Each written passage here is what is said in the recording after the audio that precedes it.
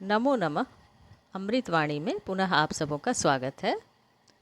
तो आज हम लोग कक्षा नौवीं का पाठ 4 पढ़ेंगे। पाठ का शीर्षक है कल्पतरु। यह कल्पतरु पाठ जो है, यह पाठ वेताल पंचविंशति नामक कथा संग्रह से लिया गया है। इन कथाओं में मनोहर एवं आश्चर्यजनक घटनाओं के द्वारा जीवन मूल्यों का निरूपण किया गया है। इस पाठ में बताया गया है कि पर्वतराज हिमालय के शिखर पर कंचनपुर नाम का एक नगर था, जिसमें अर्थात उस नगर में जीमूत केतु नाम का विद्याधरों का एक स्वामी रहता था। उसके उद्यान में एक कल्पतरु नाम का वृक्ष था। आप लोगों ने कहानियों में कल्पतरु का नाम सुना होगा।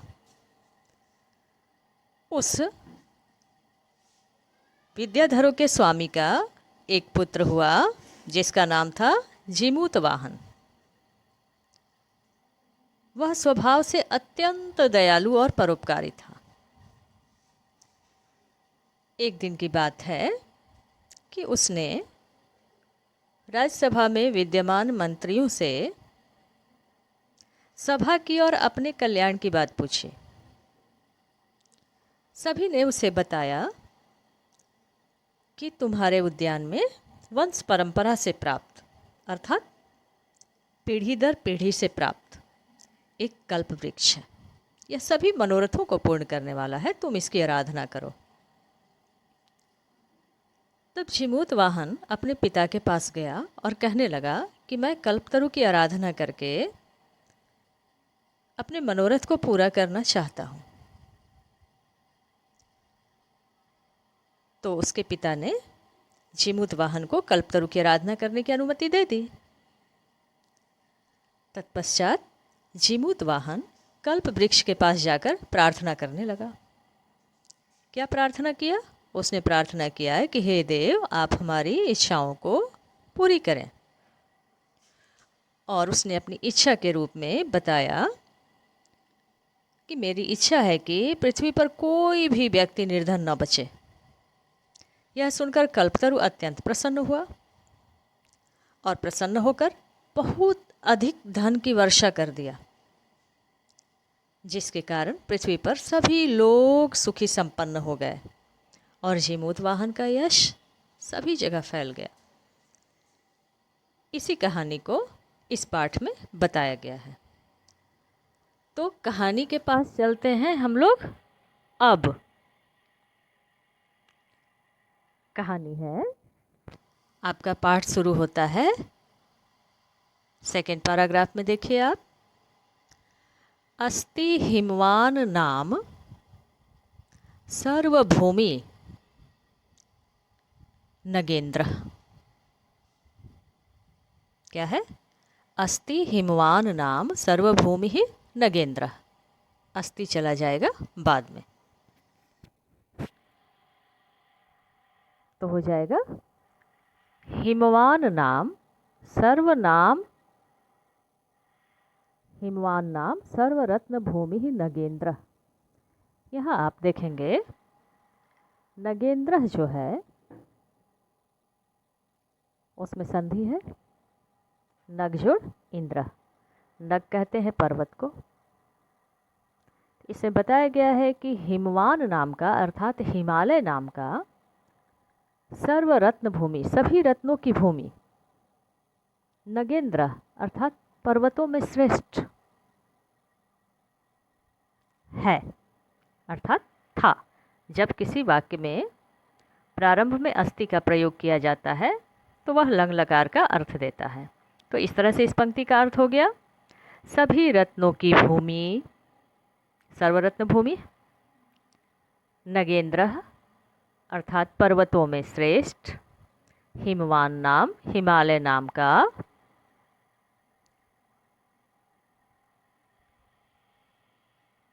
पर्वत अस्ति था।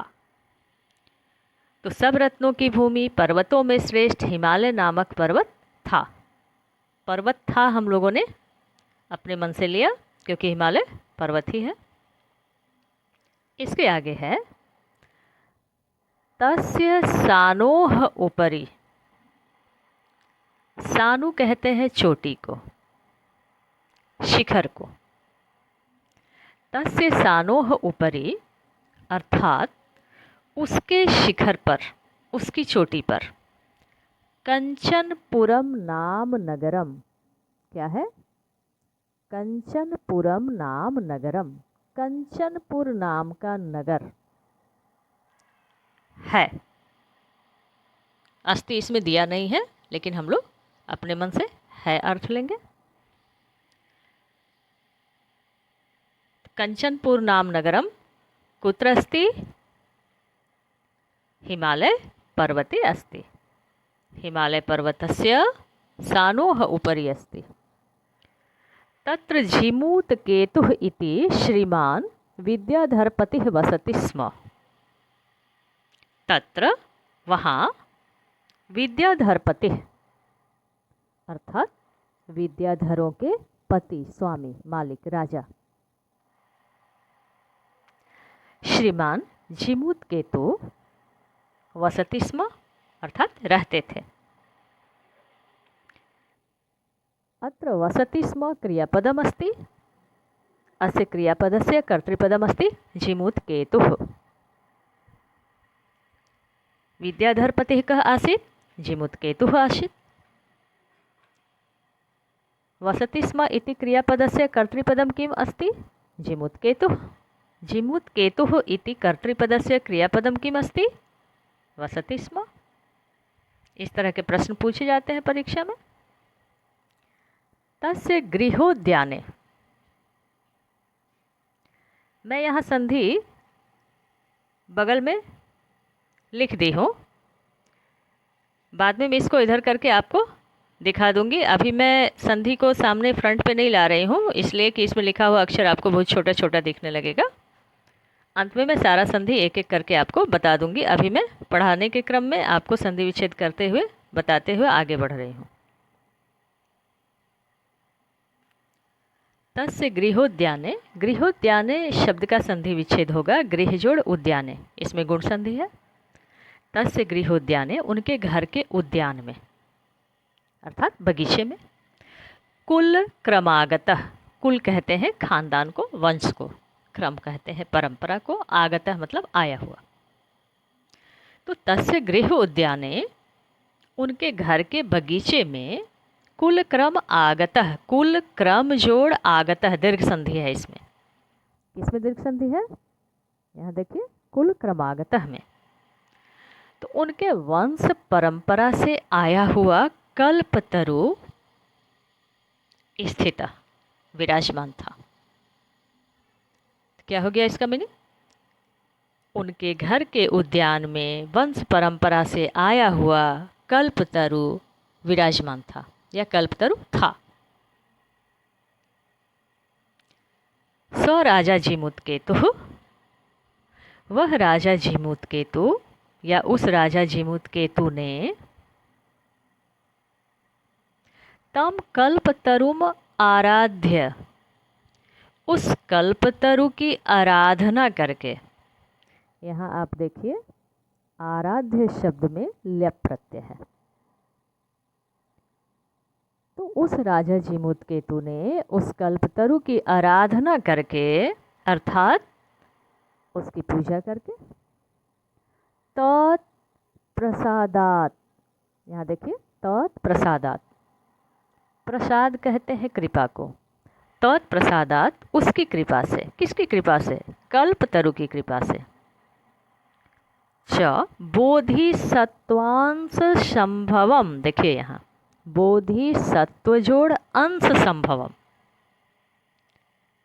बोधिसत्व बुद्ध का ही एक जन्म का नाम है। तो यहाँ कह रहा है बोधिसत्व अंश संभवम, अर्थात बोधिसत्व के अंश से, संभवम शब्द का अर्थ होता है उत्पन्न,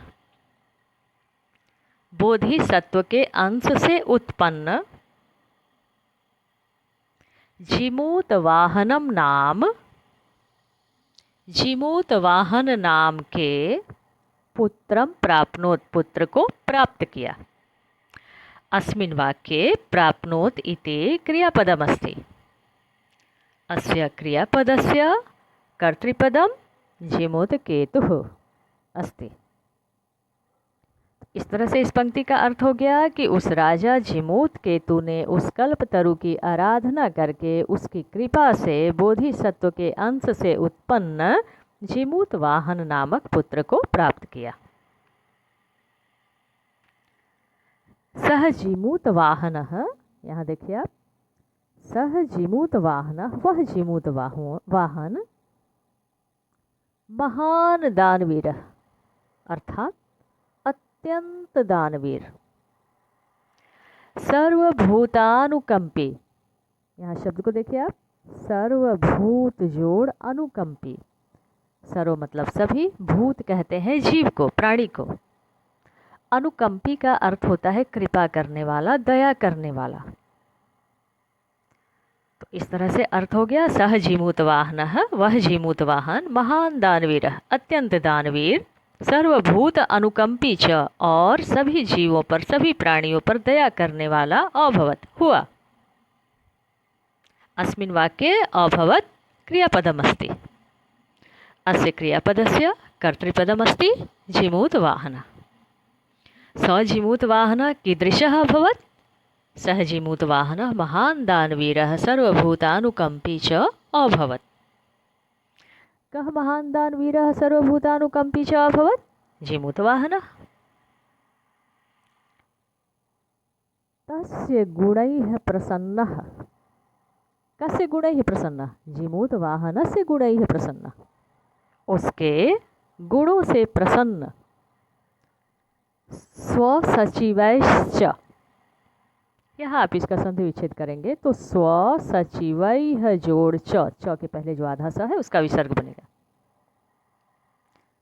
तो उसके गुणों से प्रसन्न, स्वसचिवैः च, अपने सचिवों से, सचिव कहते हैं मंत्री को, तो उसके गुणों से प्रसन्न, स्व मतलब अपना, स्वसचिवैः अपने मंत्रियों के द्वारा, च का अर्थ हो गया और, तो यहाँ क्या मीनिंग हो गया? उसके गुणों से प्रसन्न और अपने मंत्रियों के द्वारा प्रेरित, प्रेरित होकर, प्रेरणा प्राप्त करके राजा, कौन राजा? जीमूतकेतु, जीमूतवाहन के पिता। प्रेरित राजा, प्रेरित होकर राजा, कालेन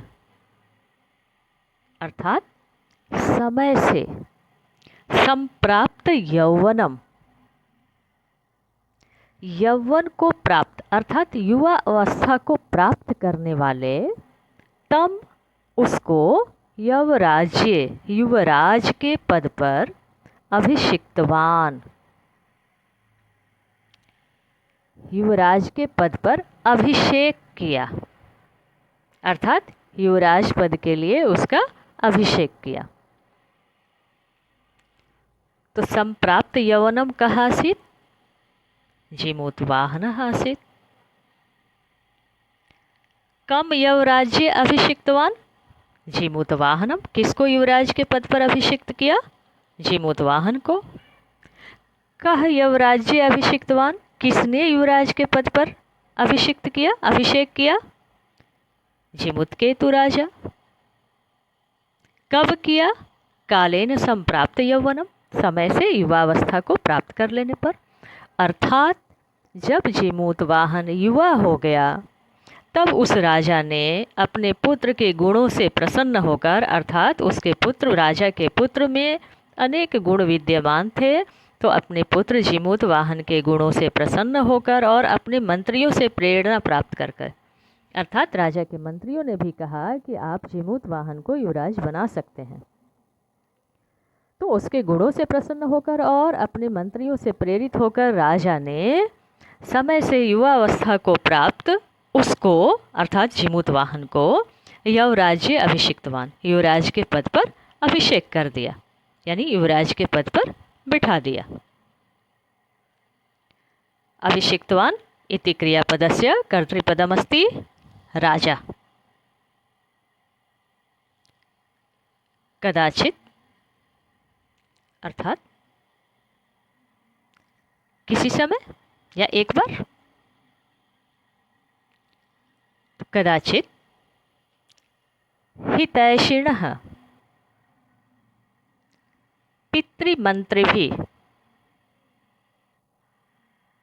हितैषिणः यानी कल्याण चाहने वाले, यहाँ हितैषिणः शब्द है। पितृमंत्रिणः पिता के मंत्रियों का। यौराज्ये स्थितम युवराज पद पर स्थित तम जीमूत वाहनम उक्तवन्तः। उस जीमूत वाहन को कहा। अब इसका अर्थ आप देखिए, कदाचित यानी किसी समय, हितैषिणः पितृमंत्रिणः यौराज्ये स्थितम, तो कदाचित यौराज्ये स्थितम अन्वय के अनुसार अगर अर्थ देखें तो हो जाएगा कदाचित किसी समय, यौराज्ये स्थितम युवराज के पद पर स्थित, तम जीमूत वाहनम उस जीमूत वाहन को, हितैषिणः पितृमंत्रिणः कल्याण चाहने वाले पिता के मंत्रियों ने, उक्तवन्तः कहा। यह पितृमंत्रिणः शब्द जो है वो बहुवचन में है, प्रथमा विभक्ति। उक्तवन्तः क्रिया है और उसका कर्ता है पितृमंत्रिणः। पितृमंत्रिणः का विशेषण है हितैषिणः। पितृमंत्री कैसे थे? पिता के मंत्री कैसे थे? कल्याण चाहने वाले थे। और पिता के मंत्रियों ने कहा, किसको कहा? जीमूत वाहन को कहा। किस जीमूत वाहन को कहा? उस जीमूत वाहन को कहा जो युवराज के पद पर विराजमान था। तो इस तरह से इस पंक्ति का अर्थ हो गया, किसी समय युवराज के पद पर स्थित जीमूत वाहन को कल्याण चाहने वाले उसके पिता के मंत्रियों के द्वारा कहा गया। उसके पिता के मंत्रियों ने कहा, क्या कहा? कहा, युवराज यो अयम को जब आप अलग करेंगे तो य में जो ओकार है उसका विसर्ग बनेगा, यह हो जाएगा, और अयम बनेगा। यह अवग्रह चिन्ह अ में परिवर्तित हो जाएगा, तो यह जोड़ अयम। तो क्या कहा उन लोगों ने, मंत्रियों ने? युवराज यह अयम अर्थात जो यह सर्व कामदः, कामम ददाति इति कामदः अर्थात कामनाओं को दे, पूरा करे, उसको कामदः कहते हैं, जो हमारी इच्छाओं को पूरा करे। तो यहाँ सर्व कामदः कल्पतरु का विशेषण है। तो उन मंत्रियों ने कहा कि युवराज यह अयम सर्व कामदः, जो यह सभी कामनाओं को पूर्ण करने वाला कल्पतरु हो, यह कल्पतरु तवोद्याने, तव जोड़ उद्याने, तुम्हारे उद्यान में, तुम्हारे बगीचे में, तिष्ठति विराजमान है, खड़ा है, स वह तव सदा पूज्य, तुम्हारे द्वारा हमेशा पूजने योग्य है। अर्थात मंत्रियों ने कहा कि हे युवराज, जो यह सभी कामनाओं को पूर्ण करने वाला कल्पतरु तुम्हारे बगीचे में विराजमान है, वह तुम्हारे द्वारा हमेशा पूजने योग्य है। अर्थात तुम हमेशा उसकी आराधना करो, उसकी पूजा करो। फिर आगे उन लोगों ने कहा, क्या कहा? अस्मिन अनुकूले स्थिते, इसके अनुकूल रहने पर। अनुकूल का अर्थ होता है जो हमारे फेवर में हो, जो हमारे पक्ष में हो, जो हम पर प्रसन्न हो। तो अस्मिन अनुकूले स्थिते, इसके अनुकूल रहने पर। किसके अनुकूल रहने पर? कल्पतरु के अनुकूल रहने पर। अर्थात अगर कल्पतरु आपके ऊपर प्रसन्न रहा तो कहा अस्मिन अनुकूले स्थिते, इसके अनुकूल रहने पर। स्थिते सती, यहाँ स्थिते सती का अर्थ हो गया रहने पर। तो अस्मिन अनुकूले स्थिते सती, इसके अनुकूल रहने पर। शक्रोऽपि, इसका संधि विच्छेद करेंगे तो शक्रो में जो ओकार है उसका विसर्ग बनेगा और शब्द बन जाएगा शक्रः। शक्र इंद्र को कहते हैं। शक्र किसको कहते हैं? इंद्र को। तो कह रहा है कि अस्मिन् अनुकूले सति, इसके अनुकूल रहने पर शक्रः अपि, इंद्र भी, अस्मान् बाधितुं न शक्नुयात्, हम लोगों को बाधित नहीं कर सकता, अर्थात हम लोगों को दुखी नहीं कर सकता। ऐसा क्या कहा उसने? मंत्रियों ने कहा कि यदि कल्पतरु हम लोगों पर अनुकूल रहेगा, अर्थात प्रसन्न रहेगा, तो इंद्र भी हम लोगों को दुखी नहीं कर सकता है। अर्थात कल्पतरु को प्रसन्न रखना सबसे ज़्यादा ज़रूरी है। और इस तरह से इस पैराग्राफ को हम लोगों ने अभी पढ़ा। अब मैं आपको दिखला रही हूँ इसमें जो संधि है और प्रत्यय है, उसको आप लोग बारी बारी से देखेंगे। अभी मैं पाठ को यहाँ से हटाकर संधि के शब्दों को आपके सामने रख रही हूँ। इसको आप देखेंगे। प्राप्यापी शब्द है। हालांकि यह संधि जो है इसके बाद वाले पैराग्राफ से संबंधित है, लेकिन एक बार अगर हम लोग इसको पहले देख लें तो अगले पैराग्राफ को पढ़ना ज़्यादा आसान हो जाएगा।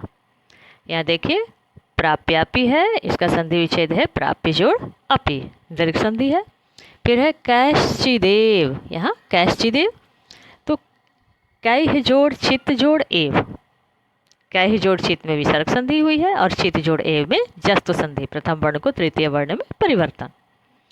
इसके बाद शब्द है आपका कश्चिदपि, इसका होगा कह जोड़ चित्त जोड़ अपि। इसमें भी वही बात है, कह जोड़ चित्त में विसर्ग संधि है और चित्त जोड़ अपि में जस्त संधि है, प्रथम वर्ण को तृतीय वर्ण में परिवर्तन। फिर आप देख रहे हैं न्यवेदयत शब्द है, नी जोड़ अवेदयत, इसमें यन संधि है, यह स्वर संधि है।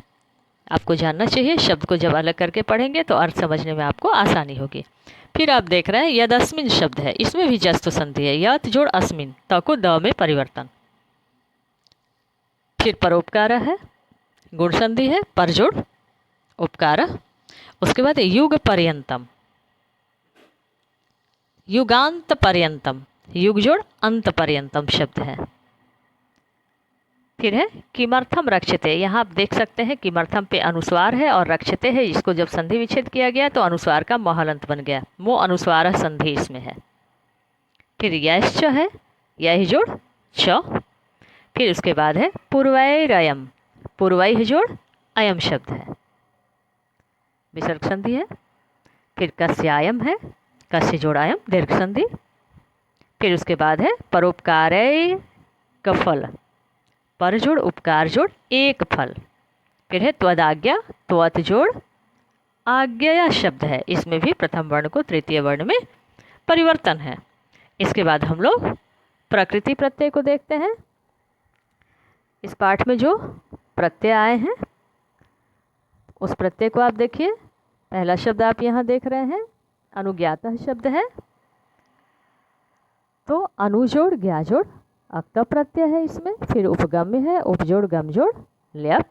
फिर पूरिता शब्द है, ये भी इससे संबंधित प्रत्यय जो है, ये प्रत्यय से संबंधित पैराग्राफ जो है बाद में आने वाला है, लेकिन इसकी चर्चा हम लोग पहले कर लें ताकि बाद में उसको पढ़ने में आपको सुविधा होगी।